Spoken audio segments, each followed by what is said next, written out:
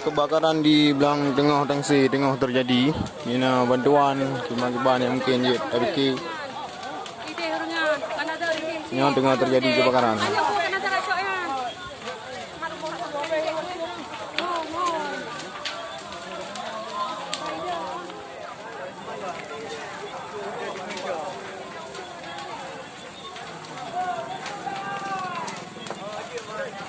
Mga barang termormoh yang barang